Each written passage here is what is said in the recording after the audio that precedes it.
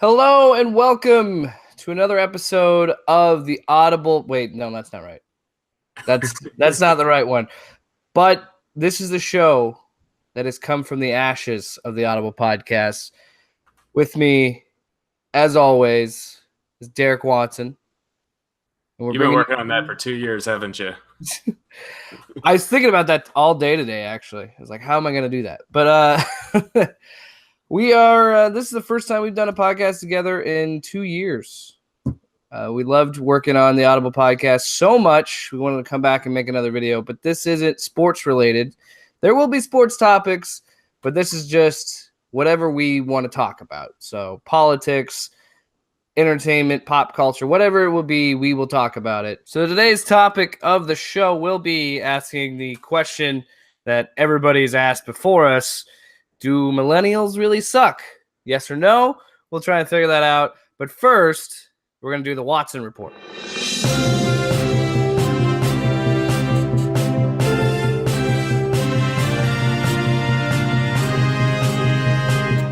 name is Derek Watson, and this is the Watson Report. Starting off with government and politics. Over the weekend, Maxine Waters called for harassment of White House cabinet members while yelling through a megaphone.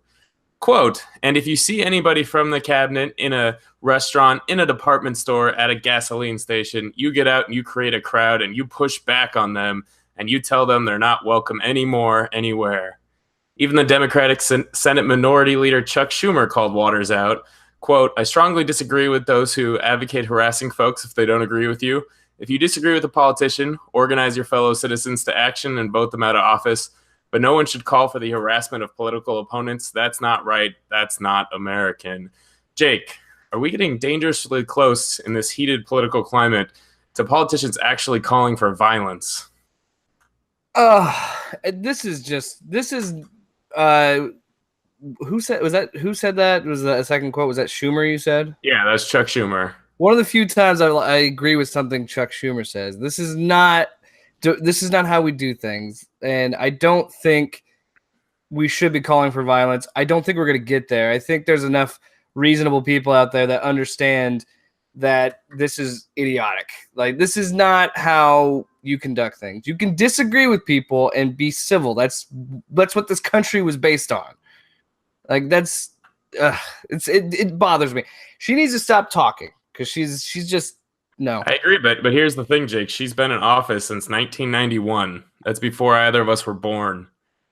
What I don't understand how she can hold on to power for so long, saying things like this, calling for crowds of people to push on and harass cabinet members just because they disagree with their politics. I mean, it's a scary moment, I think, in America. But I also think you're right that most people are reasonable enough to know that this woman's crazy. There are people that are saying that we're looking at another civil war.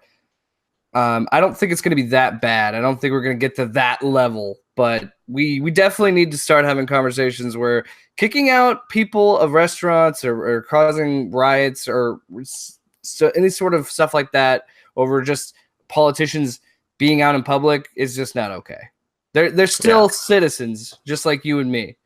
I agree. We're allowed to disagree, but let's just talk about it. And if you disagree, like Schumer said, organize and vote them out of office. If you want somebody else in office, well, then go out and vote. Yeah, that's what we have these elections for. Yeah, and I'm all for peaceful protests. Everybody is. There's nothing wrong. Absolutely. All right, moving on to sports.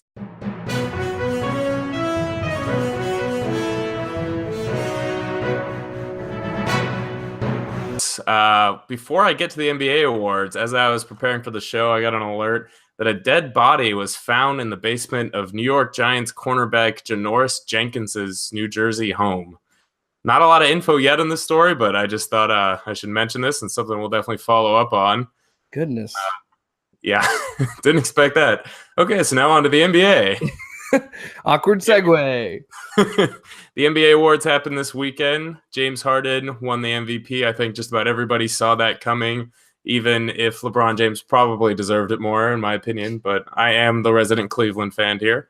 It's a homer alert. A little bit more controversial. Ben Simmons takes home the rookie MVP, even though even though he's not really a rookie.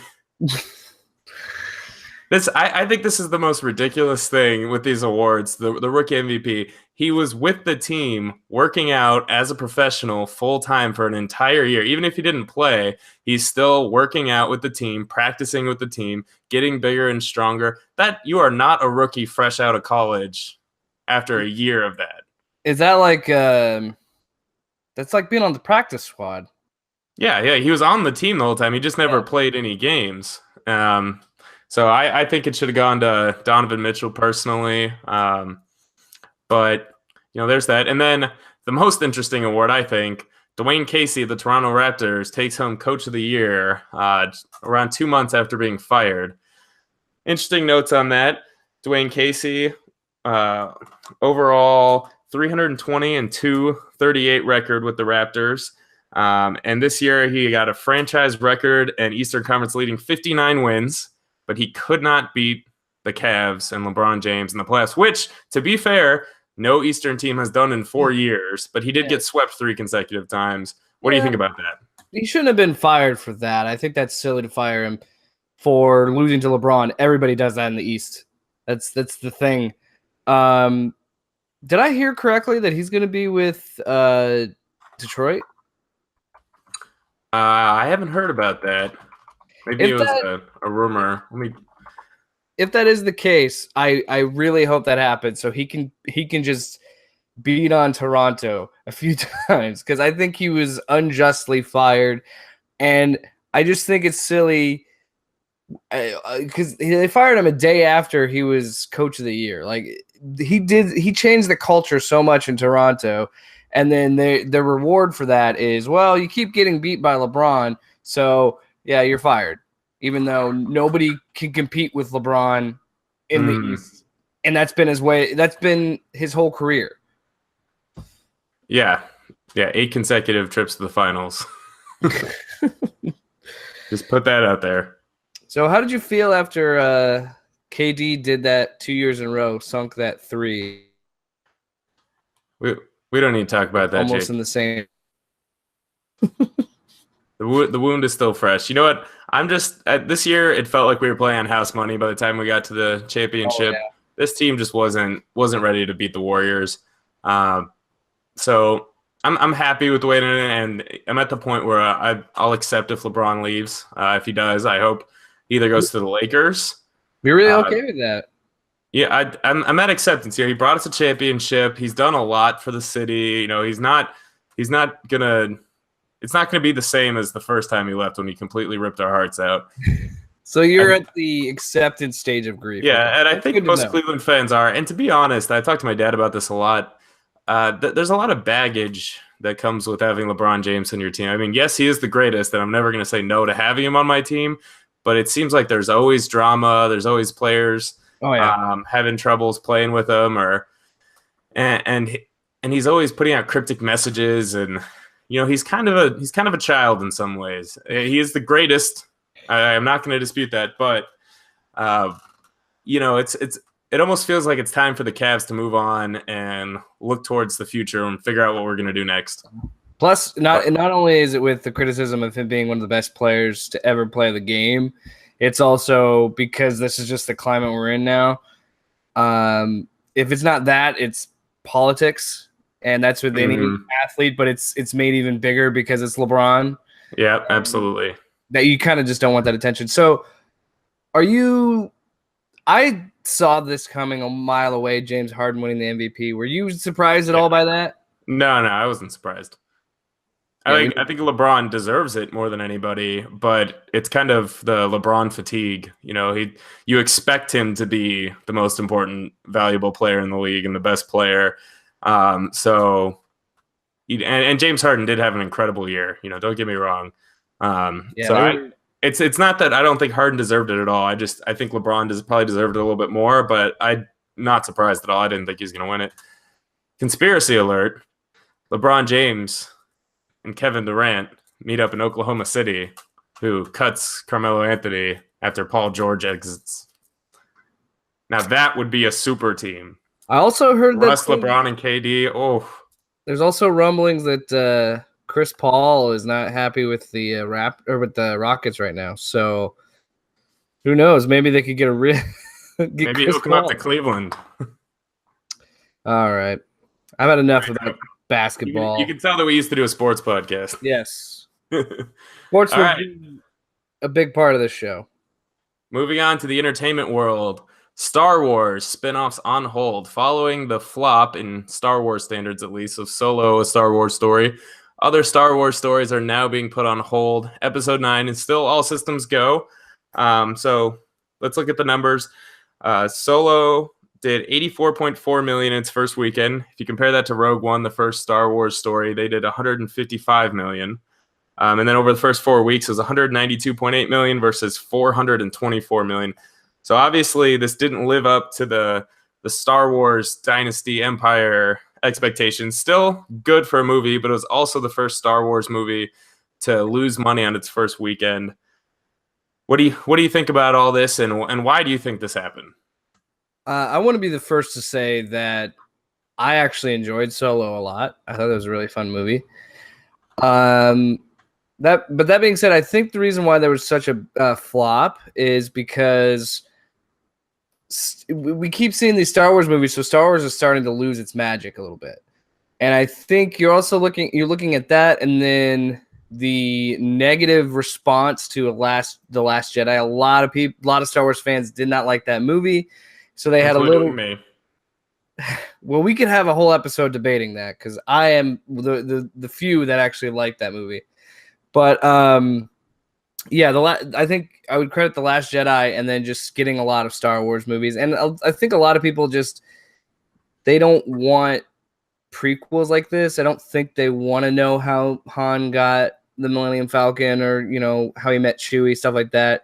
I think they want to see more deeper, expanded universe kind of stuff, like weird stuff, which sucks because, after it sucks to hear that news because we heard that the guy that directed the Wolverine and Logan, James Mangold, he was going to do a Boba Fett movie, and I was all in. I was like, okay, this is the kind of movie we want instead of a movie like Solo.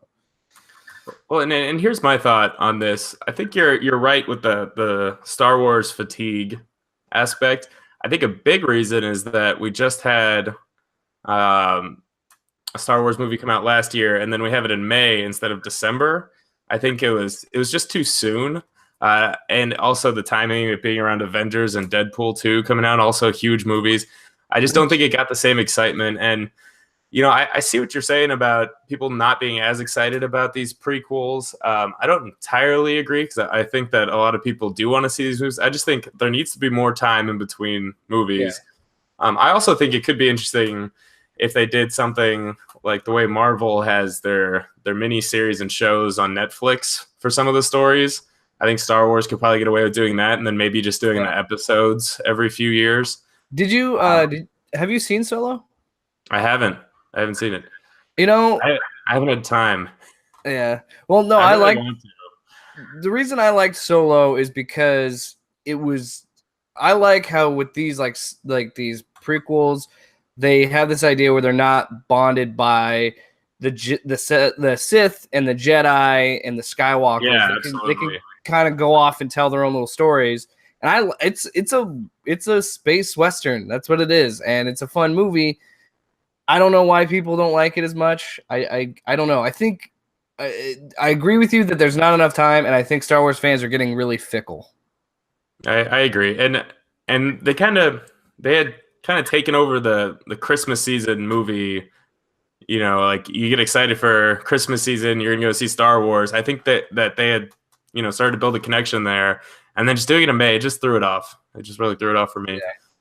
Yeah. So on to international news. Brexit has officially been signed into law today. It was voted on back in 2016 in June, but the Queen finally approved of it today, so it is officially happening. And it will take effect March 29th, 2019. It'll take a little bit over a year for them to fully exit the European Union. For those of you who aren't sure what Brexit really is, it's the British exit of the European Union, where the UK will be leaving the Union, which consists of 28 countries in Europe. who have an economic partnership ever since World War II. People who are proponents of Brexit are generally more populist nationalists who believe that Great Britain was carrying the rest of the countries economically. And opponents of it say that it's going to lead to the destruction of British economy, which hasn't really happened yet. But like I said, it's not going to fully take effect until starting next year. Do you have any thoughts on Brexit or how this compares to the populist movement that's happening within the Republican Party of the United States? Honestly, I very little followed Brexit, and that could be because I'm an American, so I don't care about England. No, I think globally, I didn't know enough about it to form an opinion. I just don't know. Well, it's kind of a wait and see thing. So basically, yeah, the interesting thing is it kind of mirrors what's happening in the United States with this presidential election, in that people voted for something that was Britain first was their thing, or take Britain back, and then America first, and make America great again.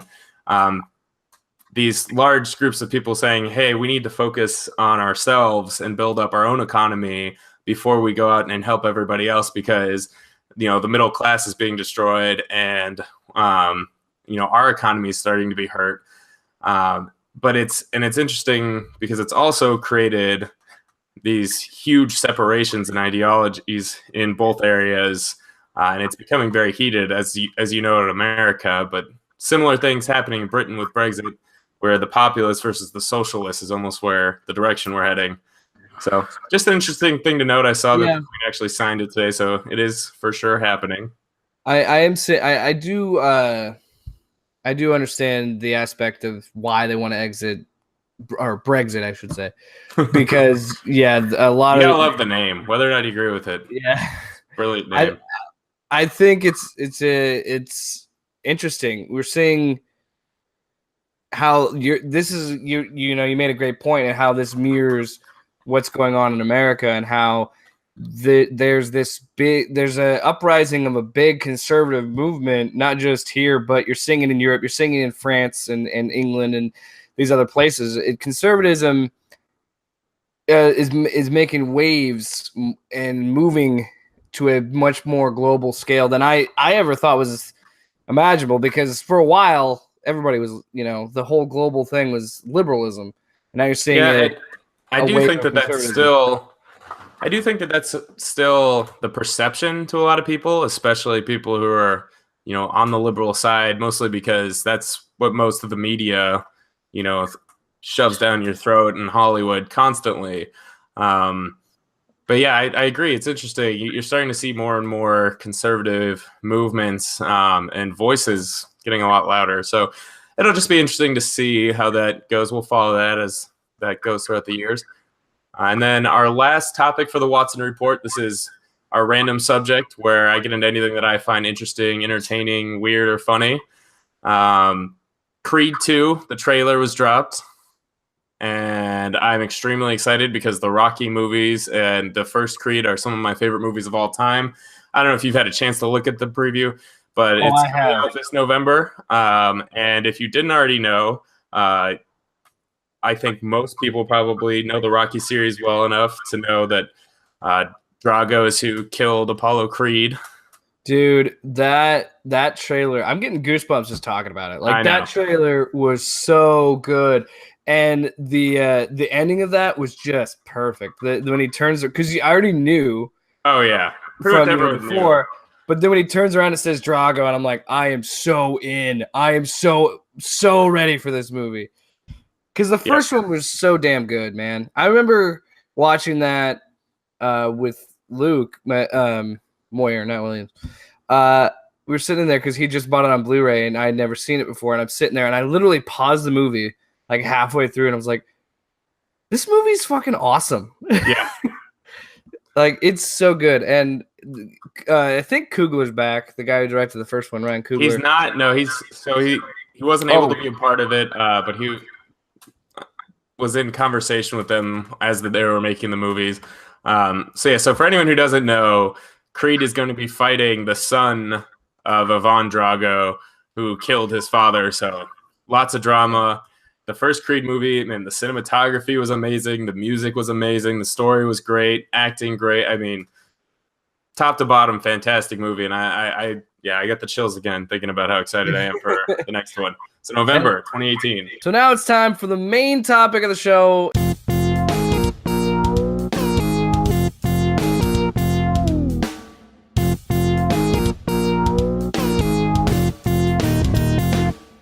It's the burning question for everyone, at least in our age group, because we have to know. We need to be validated. Do millennials suck? Now, I want to be the first to say no because I am a millennial and I don't want to suck. I don't want people to think that. That's because you're a narcissist. That's true, yes. According to Time, we're the most narcissistic generation. But that makes sense because we're the generation that made the selfie popular. We had to take a picture. I'm guilty of this. I love Instagram, and I love every time I go somewhere to eat. I love taking pictures of my food. I'm that guy. I'm a foodie. Food porn guy. Oh yeah, and most of the times it's like these big ass cheeseburgers that I shouldn't be eating. And I'm just like, I can't help it. They're just so good. They're so delicious. I love it. I love America. I love options. Derek, you're a millennial as well, obviously. Do you think we suck? I don't overall. I do think that there are some ways that a lot of millennials suck. But no, I think there's a lot of great things about our generation, and we'll get into it. First, I think we should kind of define it. I think a lot of people don't even really know what millennials are. I think there's some people that think that it's the high schoolers now, which is not. That's not millennials. That's the I generation or the iPhone generation or Generation Z, whatever you want to call them. Which is a better name. I'm so upset about that. I know. But so the millennials, the people born, according to Pew Research, there's a few different years, but 1981 to 96.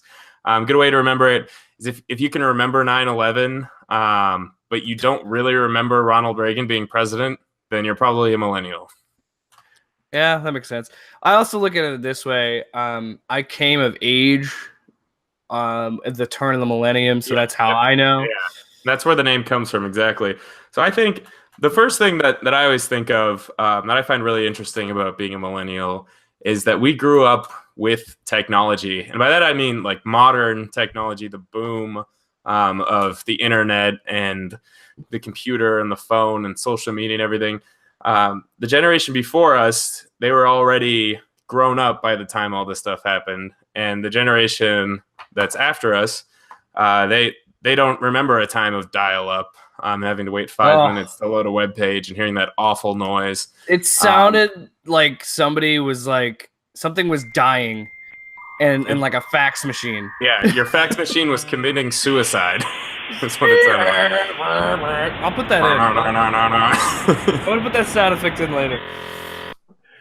But yeah, so I think there's something really cool about that because it helps us to appreciate the technology, but also to understand it really well, because we were there with it growing up. Like I even remember, it's something that people in high school probably never saw was like the original Facebook, the way that it looked and just how crazy different it was and how we had walls instead of like a feed like it is now. And before you could add pictures and videos, and it was just like Derek Watson is, and then you'd type, right, is eating pizza.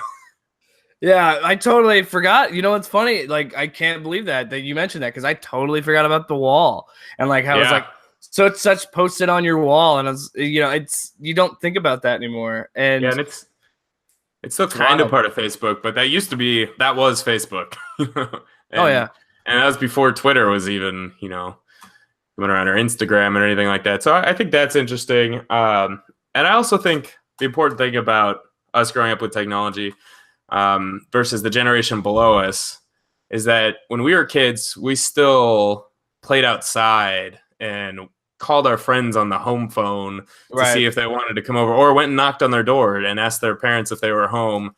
Things that I don't see a lot of younger kids doing now.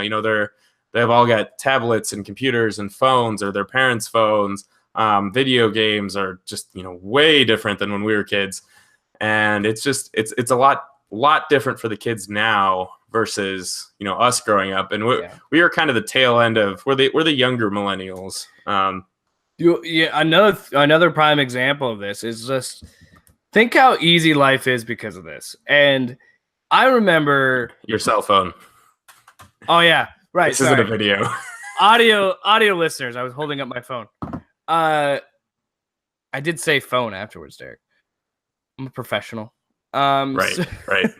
But I remember having, everybody jokes about that, but everybody remembers that Nokia brick phone when that was a big thing. Yep. And or the Motorola Razor, and how everybody was like, "This is the greatest thing ever." Did you have a Razor? Briefly, yes, I did. I never had a Razor. I feel like I was one of the few that never had one. I wanted it. I had a Virgin Mobile phone instead. Oh, Virgin Mobile! Wow. Yeah, one of the pay-as-you-go kind of phones. But it's funny that you mentioned things that we had technology-wise where we weren't quite where we are now, but we're getting there. Portable CD players. Nobody, today's kids will never understand how important it was to get those CD players that didn't have the skip, had the ESP.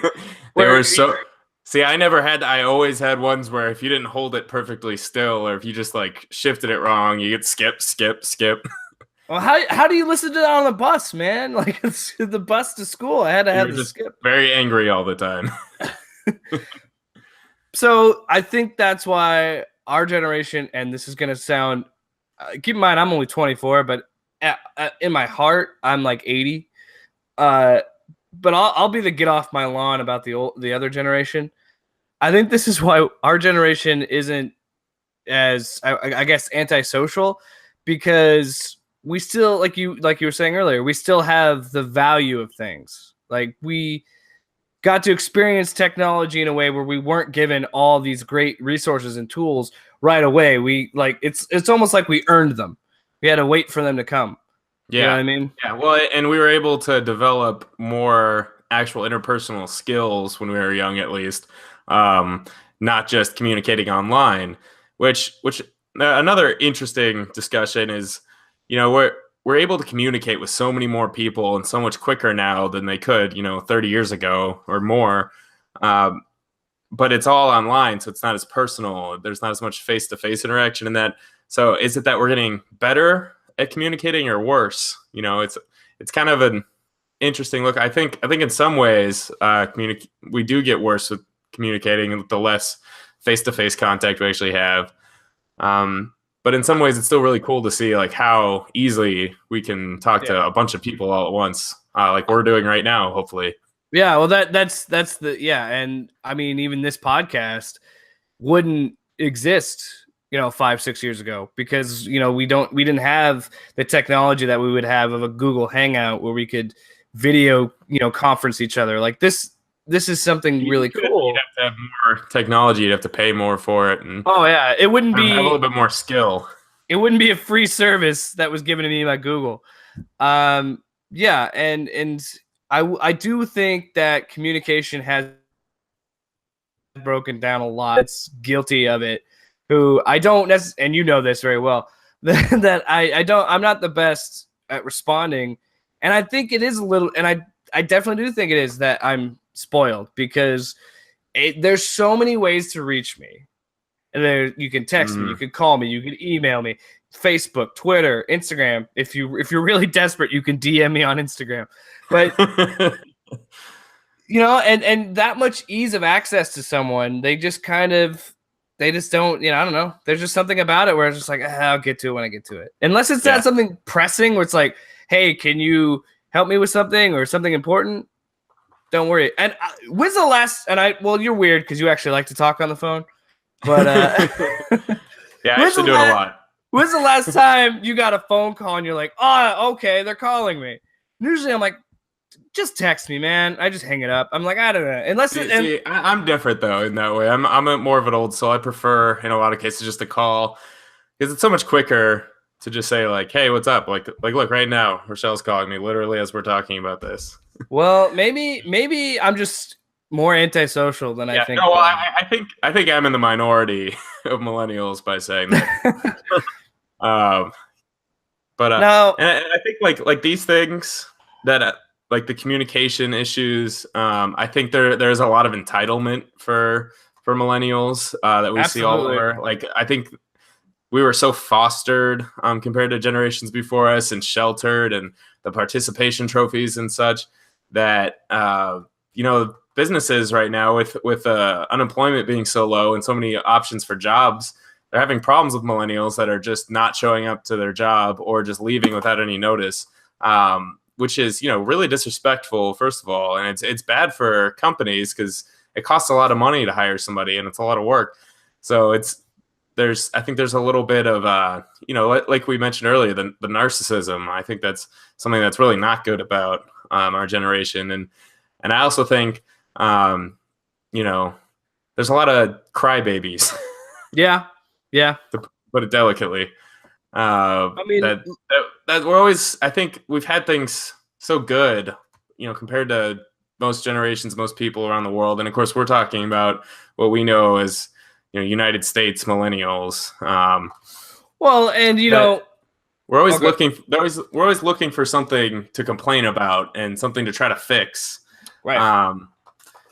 Well, I mean, go ahead. Sorry, go ahead. Well, I've been trying. I keep trying to find a way to talk about that too, because I wanted to bring up what you were saying about entitled and how we're kind of everybody's very sensitive now. Go on a college campus in the United States and just look around, and I think you're the same mindset. I hate the term safe spaces. I hate the terms microaggressions and all these little things. I agree. Where we had to put each other in bubble wrap, and it's just like, look, the whole point of college is so you get out of the your hometown, your small hometown, and experience something new and be challenged. Yeah, it's okay. And have discussions with people who might philosophically disagree with you. That doesn't mean that they're going to attack you. It doesn't mean that they're going to hurt you. It's people have different ideologies, and people learn through different experiences and from different people throughout their lives. And I agree that the college, and this is not happening, this is not my experience in college at all at the University of Nebraska. It should be a place where everybody can go and have open discussion. And we can learn something from each other. I might not agree with all of your ideals, but I'm sure that we have common ground and we have things that we can build upon. But it seems there's a lot of, if you don't agree with me, then I can't talk to you, or, you're just totally wrong, and not really seeing the other side. And I do think that is special to our generation more than other generations. Yeah, I think that is a lot bigger issue with us. And it goes back to, we could probably do a whole episode about social media. But that I think Twitter and Facebook play a part in it. And I think, well, I'll take, for example, the new Ghostbusters, the remake. I saw the trailer. I was gonna, I'll be honest, I was gonna be against any form of that movie because I was like, we don't need another one. We don't need a new one, whatever. I know what you mean. But the minute I criticized it, and personally, I don't care for most of that cast. Most of the cast. Actually, no, it's just Leslie Jones, who I really don't think's funny. But and that's just based on what I've seen on SNL. But my criticisms of that wouldn't matter because the immediate thing that I said when I said I don't think that looks funny, I don't agree with that, I'm sexist. Yeah, I'm a bigot, and I'm like, why can't we have a criticism of this movie? Why can't I just say this doesn't look funny to me? This doesn't appeal to me. There's nothing wrong with that. But I totally agree. And I will say I ended up watching that with my family, and it was pretty funny, but it didn't feel like Ghostbusters. It felt like another comedy that, would put these big name actors in it. And it was pretty funny. But it's Ghostbusters is this huge franchise, so I think it's okay to criticize, just like Ocean's 8 coming out. I'm sure it's going to be good, but I don't like when they try to reboot franchises with, years later with completely different casts. I I generally don't like how those turn out. It really depends. Like Creed, for example, that was a great reboot of a franchise because one, they didn't call it Rocky. It's Creed. It's separate.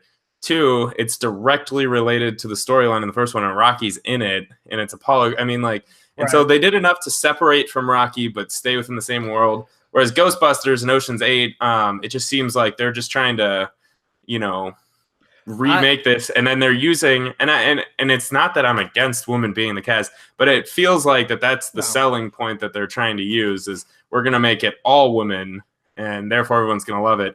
It might be good. I'm probably still gonna see it because I love the Ocean's movies. I just don't like reboots like that when it's completely separate. You know what I mean? It feels forced. To be fair, though, I haven't seen the movie, but I have heard that she is George Clooney's sister. That's one of the connections. I didn't catch that in the preview. Yeah, maybe it said. I only saw the preview the one time. I think that Matt Damon was supposed to be in the movie, but I think he got cut out for time or something. That was how they were going to connect both the worlds. But I understand what you're saying. Anyways, getting back to the point is that you're not allowed to criticize it because then you're a sexist. No, and I think that's gotten a lot worse with people our age and in our generation. I really do. I agree. So that like I said in the beginning, I think there's a lot of great things. I think that in a lot of ways, the generation after us is going to be a much more exaggerated version of the flaws we have when it comes to technology, communication, and narcissism. The things that caused us to act like that, like we said, weren't until later in our lives where they've grown up with this technology and this being connected and constantly looking at themselves and getting likes and comments and all of this stuff. And it's a little bit worrying to me to see how the next generation and the one after that are going to grow up. But on the flip side of the token, I think there are things to be excited about that hopefully they'll be responsible in using the technology that they grow because they're going to be, miles ahead of where we're even going to be at with understanding technology. So you just got to hope and be optimistic that they'll use it, use their power for good. I do want to point out, this is according to pewresearch.org as well. I do want to point out something good about millennials. Just based on young adults aged 21 to 36, and this was done in 2017. But on this research, it's saying that we are better educated. We are a lot more smarter. And just looking at that research, men and women, it's just something that's kind of been ingrained in our generation. I think we were the generation where it was like, you have to go to college, you have to get educated, and you have to, this is your, college is the way that you get better jobs and have a better life. And there are good and bad because there's a lot of stupid people in college. But and I'm sure that I'll either write or want to talk about that whole idea that college is what you're supposed to do, because I fundamentally disagree with that. I do think that for a lot of professions, a lot of people, college is the right path. But I also think that, there's a lot of blue collar work that needs to be done. And I think there's a terrible stigma that if you don't go to college, then you're not doing it right. And that shouldn't be true. A lot of countries that have a stronger workforce, you get out of high school and you take tests, and, if you're not, quite at the college level, or if your career trajectory or what you want to do isn't something that you should go to college for or need to, then you get into trade school, and the trade schools are much more highly touted and respected there. I think that's a whole nother issue that we can get into. Yeah. I do agree. It's pretty neat and interesting that we are the most educated generation. And I think technology also plays a part in that. It's so much easier to learn things now, having to go to the library and look at the encyclopedia that gets updated once a year. I have a question. Do you think our generation, because I know this is how I feel, I think our generation enjoys learning more because there's, like you said, the technology provides so many different avenues for education. I'm always someone that's like, I want to learn all the time. I want to keep learning. And I used to never be that way. And maybe it was just finding a channel on YouTube or finding finding your passion, finding a podcast or something, I don't know if I can certainly say that that's a generational thing. I think that the ease of access for information is easier. So maybe, if your threshold for really wanting to learn something is lower, it's easier now to go and learn it. Whereas like if back 50 years ago you had to go to the library, so maybe you wouldn't be as motivated to go to the library as you are to pull out your phone and look something up or go, spend time on your computer. Building on top of the education thing, another really interesting thing that I saw from Goldman Sachs research is that we're the healthiest generation. We disapprove of smoking the most. We eat the best. We work out, the most. And part of that, a big part of that's probably related to the narcissistic aspect, but it's not all a bad thing. And I think that schools have focused on teaching healthier habits younger, which I totally agree with. And I think obesity has become a problem that people have been wanting to tackle. So I think that's pretty cool. Yeah, and I got to go back to, there's so many Netflix documentaries about eating healthy and having a better, healthier lifestyle. So yeah, there's so much, like you said, ease of access to get this information. There's something else I wanted to talk about with our generation that I'm very proud of, and I think is going to be the norm. We do need to rein it in a little bit, but I do think it's a good norm. Like socially, I love that our generation is so accepting of other people. And I think our generation had a big push for gay marriage and marriage equality, and how knowing someone that's gay or like sexual preference is not a big deal to our generation at all. Yeah, totally. Even the more conservative side. I mean, I do understand the argument about marriage and how it's a religious tradition, and so that churches should have the right not to allow. Oh yeah, sure. But I believe that too. At the same time, the problem with that is that marriage has become so much a part of the legal system as well, that I think, I supported gay marriage becoming legal because I think that it's more than just, unfortunately, the lines got blurred between state and religion in that particular circumstance. But I completely agree that I think that racism and sexism and homophobia and things like that, I feel like it's talked about a lot, but I don't think that anyone, the vast majority of our generation and even generations above us, I think have leaned more this way. But yeah, I agree that those feelings don't actually exist very much in our generation anymore. I do feel as though some people try to push that it's still, that people still feel that way a lot for political gains or what have you. But no, I hope that continues, and I think it will. We're all just in this together. Have you watched? This is gonna sound funny. Have you watched Queer Eye on Netflix? No, I have not.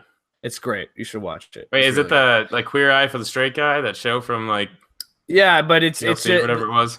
They rebooted it for Netflix. Okay, so I have seen that show before. Not on Netflix. I haven't seen the Netflix reboot. It's really good. Yeah, and I think that's the thing too. That's another thing about our generation that I don't necessarily think would have been true. Maybe 5-10 years ago. Like the amount of straight dudes who I talk to about watching this show, because it's just such a good show, and we don't care that it's a show about 5 gay men changing someone, it's a makeover show. It's just hilarious.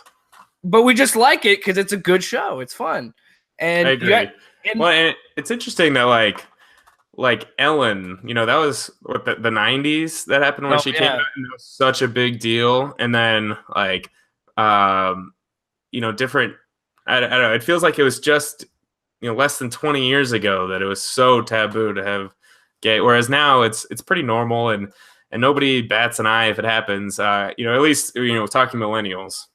Real quick before we talk about something else, I did go to a gay bar this last weekend, and that's a totally different experience. Was it downtown Omaha? Yeah, it was the Max. Yeah, that place is fun. Dude, that place is awesome. I've been there one time. It's loud, dark, and well, I'll admit I was not ready for that, because it's just like a regular straight club, The only difference is there's just a lot more shirtless dudes. And yeah. I went with a big group of people, and there were girls with us too. So I wasn't as entrenched in that anyways, but I'll be honest, dark in there. You can't even see them. I went in there going like, I want to get hit on at least once. That's my goal. Did you? I didn't get like a drink or anything, but I did have one dude give me like the up down look. Like he looks up, looks down, and goes, nice. Just nodded his head like, yeah. I was like, please tell me Ashley was there. I didn't even notice it. Ashley did. She was the one who told me about it. I'm just glad you went with Ashley and not without her. Why would I go to a game bar by myself? That's a conversation for you and Ashley to have. But yeah, I feel like those are just prime examples of socially how accepting we are in our generation, and I'm very happy about that. I do agree that we do. I think you'll probably agree with me on this as well. We gotta rein it back a little bit, and we don't have to be. I think there's sometimes when we get a little too political and overly sensitive, too aggressive. I think about is certain things.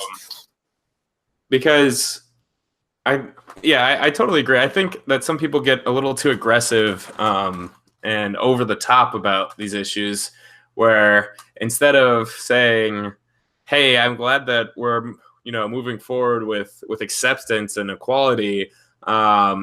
Here's some ways that maybe we can systematically do even better," and just having conversations with people where instead they're saying, all these people are sexist and racist and terrible, and we need to attack them and, call them names and stuff. And it's not helping anything.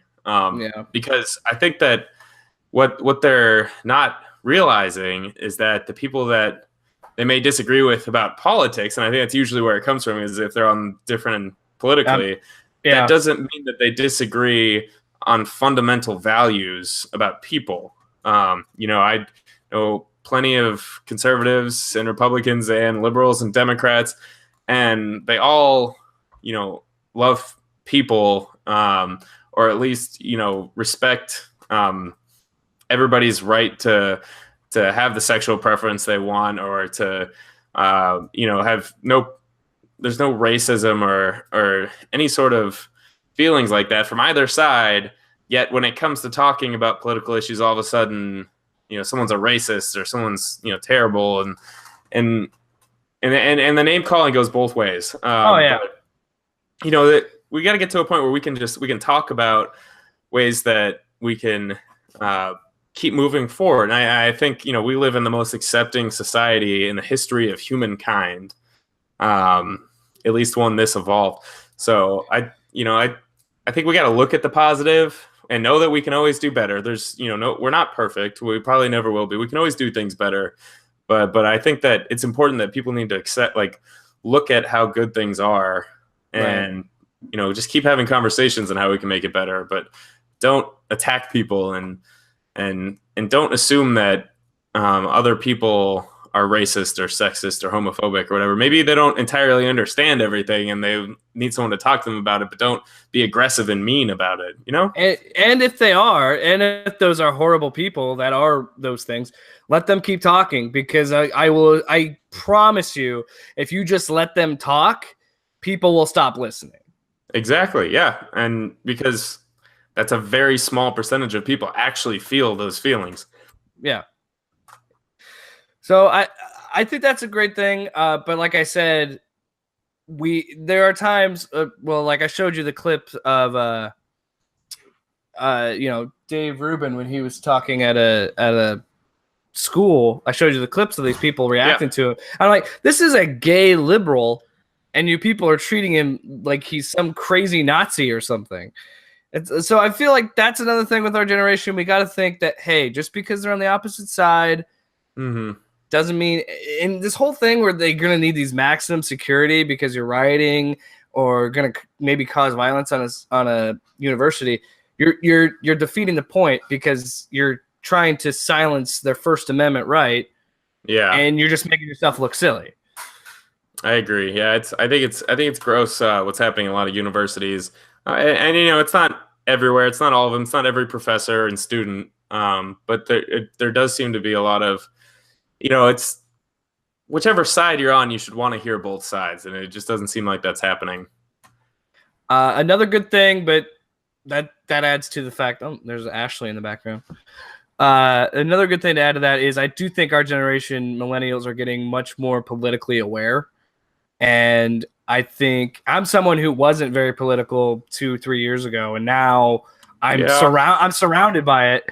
And I think that it's important that we do that. And we will have an episode on, voter reform, because that's very important to both of us. Yeah, well, and I think that the good thing and the bad thing is both this access to information when it comes to learning about government and politics, because one, you can get just overwhelmed and consumed if you just start consuming, and usually you're going to lean one way or the other. You're going to listen to more conservative or more liberal talking, and then all of a sudden you're just like deep into it and you're not hearing anything else and you're obsessed. It happens. I got probably a little too into it for a little while. The other problem I think is that there's just a lot of misinformation, and it's so both easy sides, to get, yeah, for sure, and it's so easy to get caught up in it, and so yes, it's good that people are. I don't know if it's that they're more politically interested in other generations. I think that's more of an age thing. Like once you get to your early 20s and you're making your own money and stuff, that's when you start thinking about these things more. It's also I do think it's easier for us to learn a lot more. It's just it's also harder for us to learn the right information. Yeah, and that's something that I think is really important. When we get to talking about voting reform, my ideas all stem from having educated voters, rather than people just going and say, yeah, I want to vote for this president, but the 20 other things I'm voting for, I have no idea about these people. And I think there's a lot of simple things that cities and states can do to help with that. But we'll get to that at another time. Yeah. In terms of what you were talking about politics and with age, I always remember what your dad was talking to me about, and I laughed then, and it's becoming more true now, and it kind of, I should have trusted his wisdom. But I know what you're gonna say. the whole thing where he says, yeah, when you're in your 20s and you're younger, it's easy to be liberal, but then when you get older, you start to realize you're going to be more conservative. And I don't want to say that I'm necessarily conservative, because I'm not. I'm definitely more in the middle, but I'm starting to lean more with not like crazy conservatives, but the left is red pilling me, as they say, really hard. A lot of people are getting, especially Maxine Waters. This is a great example of that. But yeah, I agree. And I think I agree. I think, and let's save some of the politics too, because I definitely want to get into all that in another episode as well. But I just real quick, I want to touch on the misinformation. I do agree that there's a ton of misinformation, and I do think that a lot of it just keeps coming at you a lot on Facebook. I mean, there was a whole trial about that. But I do think that our generation is used the internet enough that we're getting smarter about going and fact checking and going, say, to like Politico or finding ways to make sure something's on the up and up, getting 2 or 3 sources to make sure. Right. I agree with you to a certain extent. I don't want to give us too much credit. And even it's so difficult, because even in Politico has had problems before with being leaning a certain direction. But I do think we'll definitely get more into politics in some of our other shows. We really want to do a 2-part series of defining liberalism and defining conservatism, because I think there's a lot of misunderstanding about what those ideologies, at their core are. So we won't go too much into the Republican and Democratic Party, but just explaining what the ideologies are and the pros and cons of both, because there are pros and cons of both. And hopefully, I think if people listen, we'll be able to help with some of the confusion about, I think if you grew up, in a Democratic liberal family your whole life, then you went to college, and you're still a liberal, you might not have had a chance to really have someone explain to you what a conservative is thinking, and why they think certain ways about issues. and vice versa. So hopefully we can clear some of that up for people, because I think both of us have had a lot of experience with people on both sides. Yeah, and I'm also one of those people that's fluctuated. Here's the way I look at it. Absolutely. It's the way politics. The same way I look at religion, where it's fluid. It can change on a dime. Like people, complain about flip flopping, but people just change their minds. It's just as simple as that. Things will change. A lot of it comes from life experiences. You might believe that the government is a great entity that's always going to do good for you, but then you have experiences where they're inefficient and they're not as good as you want them to be. So then you start to believe in the government less, and I think that's where a lot of it comes from. But anyways, back to millennials. I think there's one more important thing we haven't talked about millennials, and as you could look at, well, if you're watching this, if you're hearing this, you're not going to get the effect. But I gotta say, props to our generation making beards popular. Yeah, we've got some nice beards. I love it. I don't know that beards have ever been in modern America, since like the 19th century. I don't think beards have ever been as popular or common as they are now. And I have no problem with it. It's a lot easier to have a beard. Oh, absolutely. And if it's cold out, your face stays warm. When you're in relationships, finds your jawline. Exactly. When you're with a lady, you do have to maintenance it. She doesn't want it to get too long, too out of there. You got to take care of it. You got to do that every few days, maybe, and it's a lot less work than shaving. I haven't got my neck beard. I got to go in there and take care of that. My neck needs some trimming too. It's okay. But it's not like the generation before with the mullet, where those were just ugly and it was a bad idea. I hope 30 years from now people don't look back at our hairstyles, and I'm sure that they're gonna say some things, but I feel like you look back at I don't know, the 40s and 30s, and I feel like guys' hair, it was more basic maybe, but I don't look at that style as horrendously ugly like I do the 70s and 80s. There's nothing wrong with the simplicity of a buzz cut. Nothing wrong. Let's segue into that. Let's talk about millennial fashion and how. I'm just kidding. I don't really have anything for that. I can't get into it. Things that I love that have been, I think, made popular by our generation. Craft beer. I love me some IPAs. I agree. Don't get me wrong. I'll drink some Coors Light and Busch Light and I'm drinking a local beer right now. Which one is that? This is the Infusion Brewery Vanilla Bean Blonde. Shout out to Infusion, because this beer is delicious and everyone in the world needs to try it. No way. Ashley loves it. You. I don't believe you. Oh, it tastes like cream soda. I was like, what cream soda are you drinking? Jake, you are honestly the first person I've met that did not like this beer. No way. I'm dead serious. Anyways, shout out to Infusion. They make good beer. Yeah. But I agree with you completely. Microbreweries, amazing. I want to own one someday. That's the dream. I will do a shout out for Infusion. Infusion is delicious. They have a lot of good beers. But that's the thing too, is stuff like that was not a thing in our parents' generation. Like it was Bud Light, Miller Light, Coors Light. Like now it's all these different little breweries everywhere. You should come visit me in Des Moines sometime, because Des Moines has a really good craft beer movement here too. There's a lot of different breweries. I'll be there soon. We'll do a show together. So, what's the final verdict? I think we've made enough points to say that we like our generation, I think, right? I do. Yep. I'd say we don't suck, but we're not all that great either. How about this? We're cool and all, but we ain't all that. We need some work. Better yet. Everyone does, though. Everyone does. Yeah, we're better than the I generation. That's true. We're accepting. We're tech savvy, but we can't take criticism. We're a little narcissistic. Not always a great work ethic. Yeah. I think we're somewhere in the middle. I like our generation though. I'm pretty happy. I will say this too. I think a lot of our generation is very much DIY, and I love that about us. Right here's an example of DIY right here. So yeah, thank you, our generation. Thank you so much for listening to Loud and Opinionated, our first ever episode. This will be up on Podbean. It'll also be up on pretty much anywhere you get your podcasts, including iTunes. The video of this will also be up on YouTube. And as always, look out for us next week. We'll have loudandopinionated.com. And if you want to get in touch, if you have any questions, comments, or feelings for us, feel free to email us. I'm Derek at loudandopinionated.com, and he's Jake at loudandopinionated.com.